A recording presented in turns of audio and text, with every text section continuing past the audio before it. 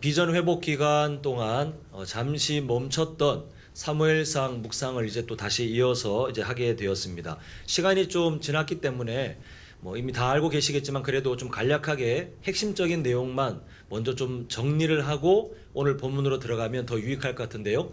사무엘상의 배경은 갑자기 그냥 역사가 딱 생긴 것이 아니라 하나님의 백성들이 적극적으로 무시했던 그 사사기 배경이 사무엘상으로 이어졌다는 것을 보았습니다. 근데 하나님께서는 그 암울한 시대 가운데 역사를 바꾸고 또 다윗 왕조를 준비할 사무엘, 하나님의 그 일꾼 사무엘을 준비시키시는데 어떤 사람에게 준비시켰냐면 하나님을 경멸하는 세상 가운데 하나님을 존중하는 엘가나 가정을 통해서 하나님께서 준비하시는 것을 보게 됩니다.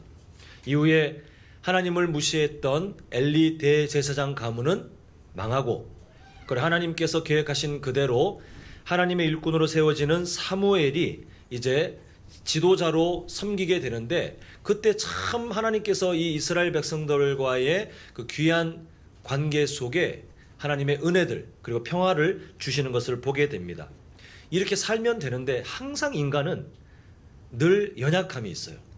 늘 지루해하고 하나님의 은혜를 금방 질려하는 그런 아주 나쁜 죄의 습관들이 있는데 사무엘의 연로함, 나이 들어서 이제 더 이상 지도자로 살 수 없고 또 그 두 아들이 온전한 지도자감이 아니라는 것을 빌미로 이스라엘 백성들이 뭘 요구하냐 하면 이게 핵심인데요. 세상 나라처럼 우리에게도 왕을 주소서라고 요구합니다.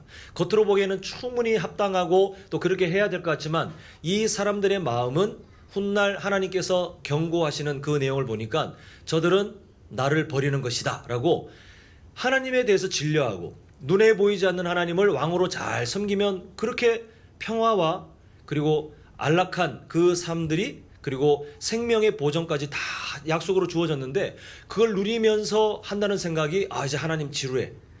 눈에 보이는 다른 나라처럼 덩치도 크고 뭔가 카리스마가 있고 정말 왕다운 왕을 우리도 좀 있었으면 좋겠어. 마음이 안심이 될 것 같아. 이렇게 생각하며 하나님을 거부하기 시작합니다. 사무엘의 그 경고에도 불구하고 이스라엘은 앞뒤 생각하지 않고 결국은 하나님의 경고가 있었음에도 불구하고 왕 주십시오. 됐습니다. 이렇게 딱 잘라 거절하는 것을 보게 되는데요.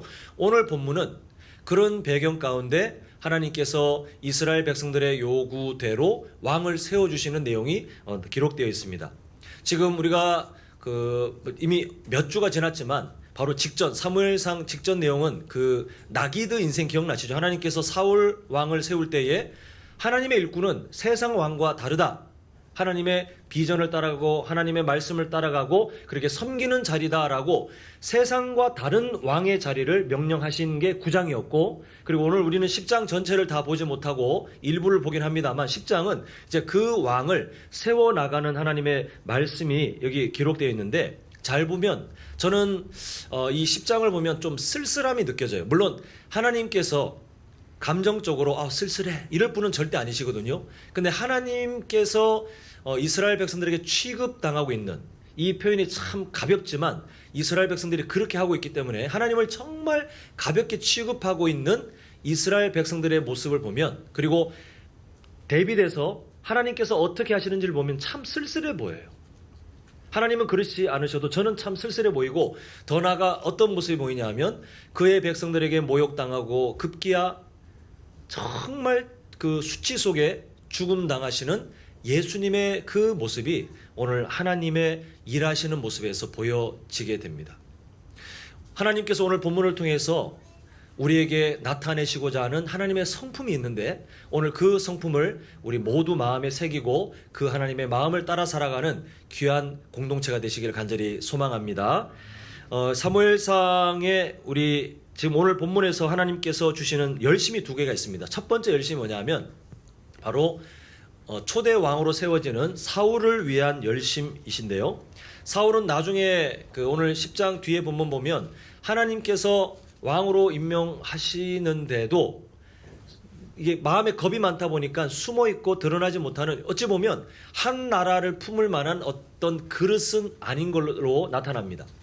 근데 하나님께서는 이걸 먼저 알고 계셨기 때문에 사울에게 하나님의 징조를 세 가지를 보여주세요. 그래서 그 징조에 대해서 하나님이 어떤 마음을 담았냐 하면 우리 한번 7절 보도록 하겠습니다. 오늘 읽지 않았지만 화면을 보시면요, 아니면 성경을 보시면 사무엘상 그 10장 7절 한번 제가 읽겠습니다. 이 징조가 내게 임하거든 너는 기회를 따라 행하라.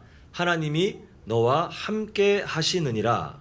지금 7절 처음에 이 징조가 내게 임하거든 너는 기회를 따라 행하라. 하나님이 너와 함께 하시느니라 이렇게 하실 때에 이 징조가 내게 임하거든 이라고 번역된 그 히브리어 문자는 나타나는 징조는 너를 위해 준비된 것이다 이런 의미예요. 그냥 단순하게 징조가 나타날 건데 이렇게 해라 기계적으로가 아니라 하나님께서 이 징조는 사울 너를 위해서 특별히 내가 마련한 거야. 이 징조를 잘 보고 너를 위해 일하는 나의 마음을 살펴라. 지금 하나님께서 그 사울의 연약한 마음을 막 배려하고 있어요. 마치 여호수아 1장에 보면 여호수아에게 하나님이 여러 말씀을 통해서 막 위로하시는 것처럼 그렇게 위로하고 계시는 것이 바로 이 구절인데 하나님께서 이렇게 사울을 위해서 열심을 내고 계시는데요. 이게 단순한 문제 같지만 뒤집어 보면 사울이 누굽니까? 하나님이 계셔야 될 왕의 자리에 이스라엘이 요구해서 하나님 대신은 아니지만 그 왕의 자리를 이제 하나님께서 계셔야 될 자리를 가로채는 것 같은 그런 사람이에요. 그곳에 하나님이 계셔야 됩니다. 왕이신 자리에 하나님이 계셔야 되는데 이스라엘 백성들의 요구에 의해서 세워지는 어찌 보면 이 왕 때문에 그 이후에 또 이스라엘은 더 어려움을 겪고 혼란을 겪잖아요. 그걸 다 알고 계시는데도 하나님께서는 사울의 연약한 마음을 지금 이게 만져주고 계시는 것을 보게 되는데 하나님은 참 너무나도 우리가 이해할 수 없을 정도의 사랑을 나타내고 계시는 것을 보게 됩니다. 자, 두 번째 열심이 뭐냐면 그의 백성들에게 하는 열심인데요. 자, 17절과 18절 보시면 사무엘이 백성을 미스바로 불러 여호와 앞에 모으고 이스라엘 자손에게 이르되 이스라엘 하나님 여호와께서 이같이 말씀하시기를 그 다음 이런 말씀하죠. 내가 이스라엘을 애굽에서 인도하여 내고 너희를 애굽인의 손과 너희를 압제하는 모든 나라의 손에서 건져내었느니라 하셨거늘 이렇게 말씀하고 있습니다. 지금 사무엘이 이스라엘을 불러놓고 하나님께서 주시는 그 말씀을 통해서 고발하고 있는 현 주소가 뭐냐 하면 이렇게 많은 사랑을 받았는데도 너희들 그렇게 할 수 있어? 이거예요. 지금 정말 이스라엘의 그 출발 자체가 뭐냐 하면 노예였는데 노예가 아니게 되었다 아닙니까? 이게 정말 큰 사랑임에도 불구하고 그 일을 이루신 구원자이신 하나님을 아예 거절하고 있는 것을 봅니다. 사사기처럼 다시 하나님을 또 왕의 자리에서 물러내고 다른 왕이 더 좋아요 이렇게 하면서 하나님의 그 은혜를 잊어버리는 것을 보게 됩니다. 이게 멀리 있는 과거의 그 선조들의 출애굽이 아니라 바로 직전까지 강대국에게서 하나님께서 이스라엘을 보호하셨습니다. 철통같이 지켜주셨는데 그렇게 구했던 안전, 그렇게 구했던 그 평안을 누리면서 하나님을 다 잊어버렸어요. 아니 더 적극적으로 말하면 그 하나님을 싫어하고 아주 진료하면서 거절하고 있는 것을 보게 됩니다. 이제 19절 보시겠는데요. 19절 보시면 너희는 너희를 모든 재난과 고통 중에서 친히 구원하여 내신 그 다음에 뭐라고 되어 있습니까? 너희의 하나님을 오늘 뭐하고요? 버리고예요. 버리고. 지금 누차 경고했어요. 누차. 너희들 지금 이거 잘못된 선택이다. 지금 하나님께서 너희의 하나님을 너희들이 지금 오늘 버리고 있다라고 경고하시는 그 이유가 뭐냐 하면 하나님의 마지막 사랑의 표현이에요. 너희들 더 가면 정말 돌이킬 수 없는 어려움이 생겨. 지금이라도 멈추면 안 되겠니? 우리 성도님들이 만약에 잠시 잘못 생각해서 만약 우리 교회가 잠시 잘못해서 하나님의 뜻이 아닌데 막 몰려서 야 우리 좋아 이거 좋아 막 달려갈 그때에 갑자기 하나님께서 음성을 들려주시기를 너희들 오늘 나를 버리는 거다 이렇게 하시면 우리 성도님들은 어떻게 반응하실 것 같아요? 정신이 번쩍 들면서 다들 그 자리에 무릎을 꿇고 아마 우리 성도님들이시라면 눈물 흘리면서 하나님 잘못했어요 막 하나님 앞에 두려움에 떨면서 회개 기도하지 않겠습니까? 근데 19절 그 뒤를 보면 그런즉 이제 너희의 지파대로 1000명씩 여호와 앞에 나오라. 이렇게 하나님께서 그 방법을 말씀할 때에 우리 성도님들 같으면 못 나와요. 어떻게 나오겠어요? 이게 하나님을 버리는 일이라는 것을 경고를 듣고도 어떻게 나오겠습니까? 그런데 지금 이 사람들은 뭐 1000명씩 지파, 한번 상상해 보세요. 하나님을 버리는 일이다. 너희들 지금 이거 하나님 버리는 거야 라는 경고를 들었음에도 불구하고 지파대로 한두 명도 아니고 1000명씩 새카맣게 사람들이 막 와요. 왜 옵니까? 우리 중에 누가 왕이 될까? 막 기대되는 마음으로 쭈뼛쭈뼛 눈치 보는 게 아니라 적극적으로 좀 달려오고 있어요. 그리고 그 뒤에 제비를 뽑는데 망설임이 없어요. 계속해서 제비 뽑다가 나중에 하나님께서 선택하신 사울이 뽑혔지만 안 보이잖아요. 그때 이 이스라엘 사람들이 뭐냐면 적극적으로 찾습니다. 그 사람이 와 있습니까? 막 들뜬 모습처럼 그 사람이 지금 와 있습니까? 어디 있습니까? 이렇게 열심으로 찾고 있는 것을 보게 돼요. 하나님을 버리는 일이라는 경고를 들었음에도 이스라엘 백성들은 지금 계속해서 적극적으로 하나님을 거절하는 일에 열심을 내고 있는 것을 보게 됩니다. 근데 이때 하나님께서 하시는 그 일을 봅니다. 24절 사무엘이 모든 백성에게 이르되 너희는 여호와께서 택하신 자를 보느냐 모든 백성 중에 짝할 리가 없느니라 하니 모든 백성이 왕의 만세를 외쳐 부르니라. 없었던 제도입니다. 다른 나라에 있었지만 없었던 제도입니다. 첫 단추가 중요하잖아요. 근데 하나님께서 계속해서 막으셨어요. 너희들 이거 나 버리는 거야. 너희들 정말 문제 생겨. 지금이라도 멈추면 안 되겠니? 그럼에도 사람들이 막 시꺼멓게 몰려들면서 왕이 이제 뽑힌대. 우리 중에 누가 될까? 막 들떠 있는 그 이스라엘 백성들의 마음에 하나님께서 지금 뭐 하시냐면 사울 왕을 중심으로 마음이 합쳐질 수 있도록 하나님께서 사울 왕을 높여주시는 것을 보게 됩니다. 지금 하나님이 거절당한 자리예요. 하나님을 거절하고 있는 사람들이에요. 그리고 사울은 훗날 하나님을 대놓고 무시하는 정말 악한 지도자가 될 사람입니다. 그런데 지금 이스라엘 백성들의 지금 현재 시간에 평안을 주시기 위해서 사울을 중심으로 이 사람은 내가 세웠다. 너희들 이 사람을 중심으로 다 마음을 모아라. 이렇게 한 번에 마음이 다 모이도록 했더니 사람들이 왕의 만세를 외쳐 부르면서 모두가 한 마음으로 사울 왕을 이렇게 마음으로 존중하는 그 자리를 보게 됩니다. 하나님께서 이렇게 배려하시는 거예요. 안 하셔도 되지 않습니까? 알아서 왕을 세우든 말든 마음으로 나뉘든 말든 어떻게 되든 말든 하나님께서 싫어하시는 일을 하고 있으니 너희들 하다가 망하든 말든 나는 모르겠다 하고 두 손 떼고 그냥 물러나셔도 되는데 하나님께서는 경고를 하심에도 그 백성들을 보호하시고 경고를 하심에도 그 세워질 왕을 배려하시면서 끊임없이 사랑의 하나님으로 일하시는 것을 보게 됩니다. 사랑하는 성도 여러분, 오늘 본문 가운데 전혀 다른 대비되는 두 대상이 보입니다. 하나는 마지막까지 낮아지며 사랑을 베푸시는 하나님이 보이고 또 반대로 그런 하나님을 마주하면서도 끊임없이 계속해서 적극적으로 하나님을 무시하고 있는 이스라엘 백성들을 보게 됩니다. 오늘 이 본문이 저 멀리 있는 이스라엘의 과거 수천 년 전에 있었던 어떤 한 사건이라고 보지 않으셨으면 좋겠습니다. 오늘 이 내용은 사실 우리의 이야기일 수도 있어요. 하나님께서 본문을 통해서 나는 이토록 이스라엘에게 할 수 있는 모든 배려를 하였다. 나는 나를 거절하는 이스라엘 백성들을 위해서 할 수 있는 모든 사랑을 베풀었다. 하나님께서 이렇게 사랑을 베푸시는 그 모습이 이스라엘 그 참 나쁜 놈들 이렇게 우리가 제3자의 시선으로 볼 것이 아니라 그 하나님의 사랑은 사실 우리에게도 그대로 나타났습니다. 우리가 어떤 사람들입니까? 지금 우리의 삶을 잘 보면 과거에 하나님 앞에서 우리는 죄의 백성이었어요. 원래 하나님 앞에서. 그 공의 하나님 앞에 우리는 징계를 받아 영원한 저주를 영원토록 지옥에서 받아도 할 말이 없는 그런 태어날 때부터 죄인이었어요. 근데 사랑의 하나님은 우리를 시간을 넘어 영원 전부터 우리 성도님들을 미리 정하셔서 나는 죄를 반드시 구원할 거야. 나는 저 사람을 반드시 구원할 거야. 하나님께서 작정하시고 어떤 일을 하셨습니까? 독생자 예수 그리스도를 저를 위해, 우리 성도님들을 위해 기꺼이 십자가의 저주를 당하고 죽도록 아예 내버리셨어요. 아예 외면해버리셨어요. 그렇게 해서 그 생명이 우리의 생명이 되시게 하신 이후에 그러면 이제는 끝났느냐? 아니지 않습니까? 우리의 지금 삶은 참으로 연약해. 너무나도 연약해요.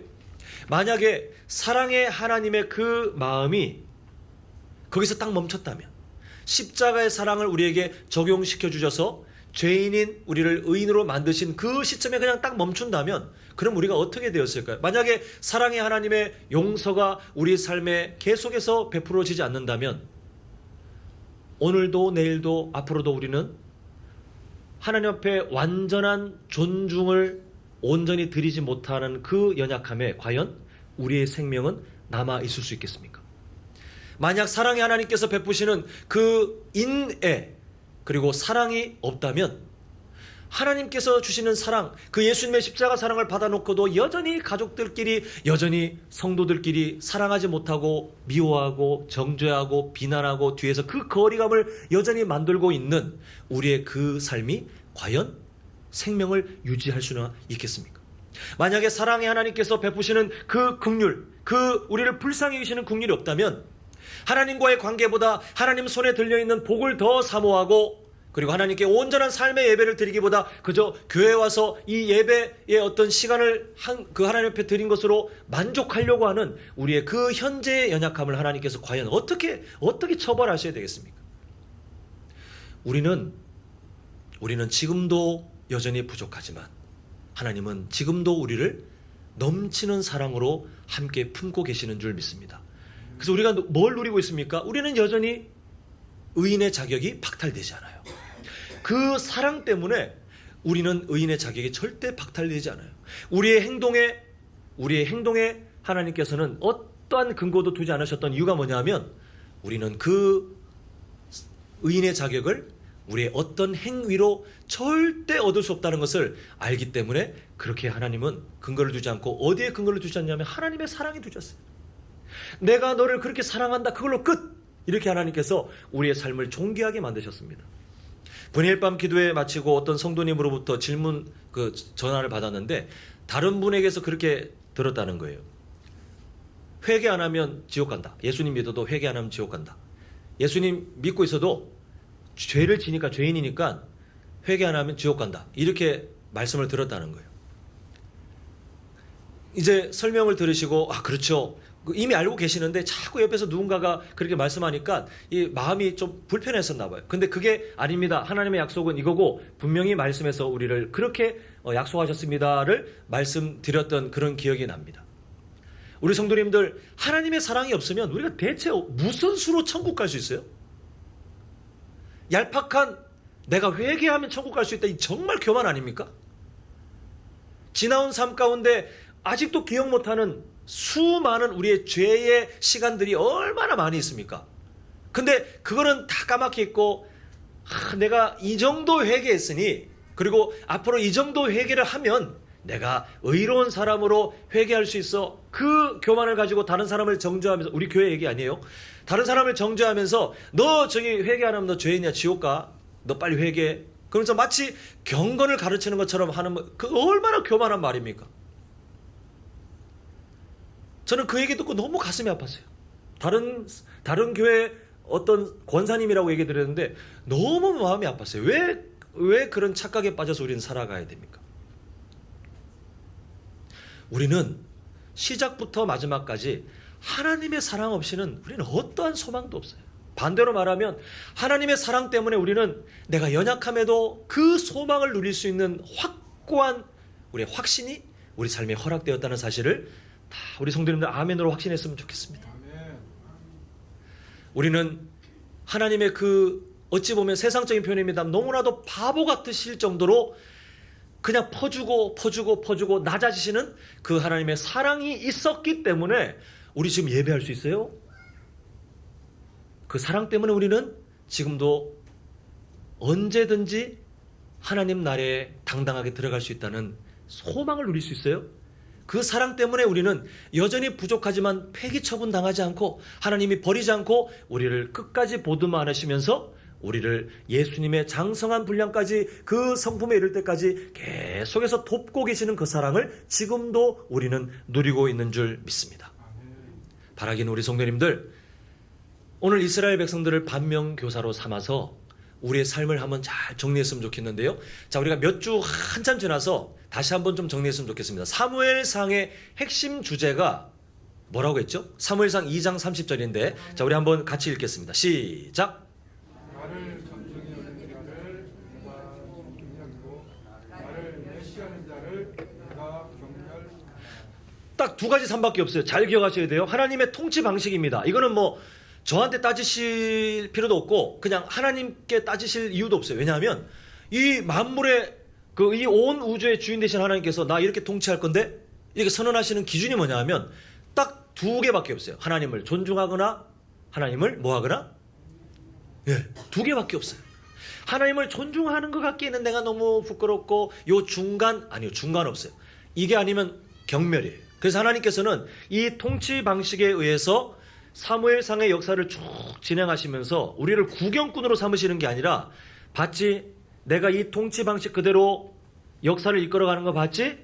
내가 동일하게 너를 그렇게 통치하고 있느니라. 이걸 보고 그대로 살으라고 하시는 것인데, 결국 우리는 사무엘상의 그 주제를 통해서 우리 삶에 하나님을 존중하는 삶이 반드시 세워져야 한다는 것을 꼭 마음에 기억하고 새기셔야 돼요. 이건 타협거리가 안 됩니다. 절대 타협이 안 됩니다. 우리는 그래서 하나님을 존중하는 삶이 되어야 되는데, 우리 성도님들께 한번 여쭤보고 싶습니다. 하나님을 존중하는 삶이 뭘까요, 그렇다면?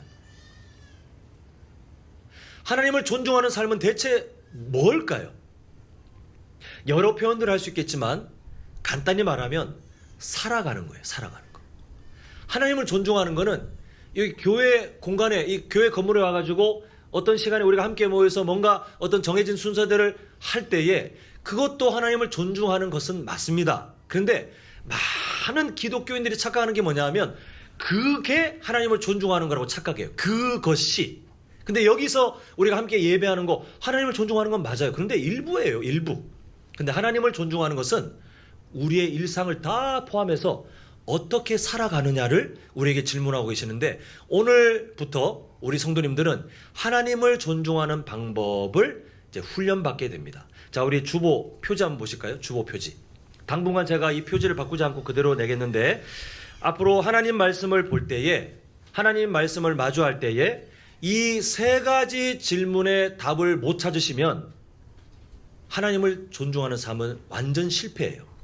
어렵다, 약해진다가 아니라, 다시 말씀드리지만 이 세 가지 질문의 답변을 매 순간마다, 특히 하나님 말씀을 마주할 때 못 찾는다면 하나님 존중하는 게 실패입니다. 자, 제가 설명드릴게요. 첫 번째, 그 초록색 칸에 있는 큰 제목들을 먼저 보겠는데요. 첫 번째 질문이 뭐죠? 함께 읽겠습니다. 시작. 어떤 하나님을 알게 되셨습니까? 자, 우리 교회의 핵심 가치가 뭐죠? 누구의 마음을 알아갑니까? 하나님께서 관심도 없는데 우리끼리 하나님 마음 좀 알아가볼까가 아니라, 이거는 반대예요. 하나님께서 제발 나의 마음을 좀 알아다오, 제발 나의 마음을 알고 살아다오라고 끊임없이 우리에게 명령하시는 것이기 때문에 우리는 이걸 살아야 되는데, 이 질문에 답을 못 찾잖아요. 그러면 하나님을 존중하는 게 애시당초 불가합니다. 왜냐하면 하나님이 어떠한 분이신지, 어떤 성품을 갖고 계시는지, 어떤 마음으로 우리를 대하시는지, 무엇을 좋아하시고 무엇을 싫어하시는지 전혀 모르는데 하나님을 어떻게 존중할 수 있겠습니까? 그래서 우리는 하나님 말씀을 마주할 때마다, 지금 설교라고 하는 정리된 이 내용들이 전달되는 중에도 하나님 어떠한 분이시지? 하나님 오늘 말씀에 어떤 성품으로 나에게 나타나셨지? 하나님의 마음은 어떻게 발견됐지? 하나님 뭘 기뻐하시지? 뭘 싫어하시지? 우리가 끊임없이 또 하나님의 계획이나 이런 것들을 끊임없이 찾지 않고 돌아가시잖아요. 그러면 죄송하지만 오늘 예배 헛예배 드리시는 거예요. 귀한 하나님의 말씀을 마주해놓고 그 하나님이 어떠한 분인지 싹 잊어버리고 일상으로 돌아간다? 이미 일주일이 실패예요. 실패. 그래서 하나님은 항상 이 첫 질문에서 우리의 삶이 시작하길 바라시는데, 어떠한 하나님을 말씀에서 발견하셨습니까? 어떤 하나님을 찬양을 듣는 중에 발견하셨습니까? 어떤 하나님을 기도하는 중에 만나셨습니까? 그 하나님의 성품, 아니면 하나님의 좋아하시는 거, 싫어하시는 거, 아니면 하나님의 앞으로의 계획들을 우리가 알고 있어야 그 하나님을 존중할 수 있는 삶이 시작되는데, 우리 성도님들 이 첫 번째 질문에서부터 바른 답을 잘 찾아가시길 간절히 소망합니다. 자, 두 번째 질문 보겠습니다. 뭐죠? 함께 읽겠습니다. 시작. 어떤 성도가 되고 싶습니까? 네. 첫 번째 질문에서 멈추면 이론이에요. 그건 아무런 의미가 없어요. 그 하나님의 성품 앞에, 하나님의 모습 앞에 하나님께서 무엇을 좋아하시는지, 무엇을 기뻐하시는지, 또 어떠한 계획을 갖고 계시는지 우리가 발견했으면, 사람마다 다 다를 수는 있어요. 아니면 같을 수도 있지만, 그 발견했으면, 그러면 하나님 앞에 우리는 살아가야 되잖아요. 그러면 그 하나님 앞에 내가 어떤 삶이 되어야 될지에 대한 목적지를 찾지 못하면 우리는 살아갈 방향을 찾지 못해요. 그런데 이때 한번 우리 성도님들 잘 이해하셔야 될 게, 이거는 큰 방향입니다. 너 왜 이렇게 못 살아? 라고 정죄하시는 것이 아니고, 하나님께서는 우리에게 그 삶을 크게 보면서 꿈을 꾸라는 거예요. 오늘 한번 예를 들면, 오늘 우리가 본문을 통해서 뚜렷하게 드러나는 하나님은 사랑의 하나님 아닙니까? 끊임없이 퍼주시고 끊임없이 퍼주시는 그 사랑의 하나님 아닙니까? 누군가 이렇게 감동을 받은 거예요. 아, 그런 하나님을 오늘 발견했어. 그러면 나는 어떤 삶을 살아야 되지? 마음에 묵상하는데, 그래, 나도 하나님처럼 그 사랑을 닮아서 다른 사람에게 정말 사랑을 이게 한없이 나눠주시는 그런 사람이 되었으면 좋겠다. 이거예요. 그냥 너 그렇게 왜 해서 못 사느냐 이러면 우리는 모든 질문 다 실패이기 때문에, 이 두 번째 질문은, 아, 내가 그런 삶이 되고 싶어요, 하나님. 그런 사람으로 자라고 싶어요. 이 큰 방향을 반드시 찾으셔야 돼요. 자, 마지막 세 번째 질문 아주 중요합니다. 함께 읽겠습니다. 초록색 칸 시작. 네, 두 번째 질문에서, 아, 이런 방향으로 내가 살고 싶습니다, 하나님, 이런 사람이 되고 싶습니다라고 큰 방향의 꿈을 하나님이 깨닫게 하셨다면 이제 정말 살아야 돼요. 근데 거창한 그런 계획 세워봐야 우리는 감당이 안 돼요. 그래서 중요한 게 뭐냐면, 아주 작고 구체적인 한 가지 약속만 하나님께 먼저 시작하는 것입니다. 자, 이제 예를 들었잖아요. 아, 오늘 본문에서 한없이 사랑을 베푸시는 하나님을 발견했고, 나도 그런 삶이 되어야 되는데, 하나님, 그러면 이번 한 주 동안 내가 어떤 삶을 살아야 될까요? 근데 그게 거창하게 그냥 사랑을 베푸는 사람이 되어야 되겠다. 이거는 세 번째 질문의 답이 아니에요. 너무 방대하고 너무 크기 때문에 이 삶을 우리가 다 실천할 수 없어요. 그래서 아주 구체적인 하나, 더 이상 나눌 수 없는 구체적인 하나. 그래서 그래, 그러면 이번 한 주 동안 내가 다른 거 다 신경 못 써도 이번 한 주 동안 나에게 사랑을 베푸신 그 하나님의 마음을 닮아서 내 배우자에게 내가 칭찬하는 말을 한번 연습해보자. 내 배우자에게 좀 격려가 되는 말을 한번 이번 한 주 동안 힘써보자. 이렇게 아주 작고 간단한 약속을 하나님 앞에 약속하고 살아가는 거예요. 그러면 그때 어떤 일이 벌어지느냐? 하나님이 우리의 일상 가운데 내가 너에게 존중을 받았느니라 이렇게 말씀하시는 거예요. 하나님을 존중한다는 것이 성경을 24시간 내내 읽고 외우고 찬양을 틀어놓고 뭔가 종교적인 행위를 하라는 것이 아닙니다. 살아가는 거예요. 그렇게 살지 못했던 내가 하나님의 그 성품을 마주하고 말씀을 마주한 다음에 그렇게 아주 구체적으로 진짜 삶의 한 걸음을 내딛는 것이 바로 하나님을 존중하는 삶을 살아가는 것인데, 우리는 일상을 그렇게 가셔야 되겠지만 그 삶을 좀 더 함께 연습하기 위해서 마을 모임마다 이 세 가지 질문을 마주하시게 됩니다. 오늘은 이제 이 질문을 처음으로 보시기 때문에 갑자기 세 가지 질문을 다 하면 익숙하지가 않기 때문에 몇 주는 제가 어떻게 할 거냐면 오늘부터 첫 번째 질문만 한번 계속해서 묵상해 보세요. 그래서 오늘 모이시면 오늘 함께 우리가 사무엘상 10장의 내용을 좀 살펴보았잖아요. 그 내용 가운데 하나님이 어떠한 분이신지, 어떠한 하나님을 알았고 하나님의 마음을 어떻게 알았고 하나님의 계획을 어떻게 알았는지 그 중에 딱 하나만 우리 믿음의 동력자들과 함께 서로 나누시고, 그렇게 오늘 마을 모임을 마치셔도 우리는 오늘 정말 큰 도약을 하는 것인데, 우리 성도님들 앞으로 살아갈 때에 이 세 가지 질문을 삶에 깊숙이 습관으로 두셔서 하나님께서 기뻐하시는 진짜 하나님을 존중하는 삶을 우리 성도님들이 교회에서뿐만 아니라 우리 일상에서 모두가 완성하며 하나님을 기쁘시게 하는 귀한 믿음의 사람들 되시기를 간절히 소망합니다.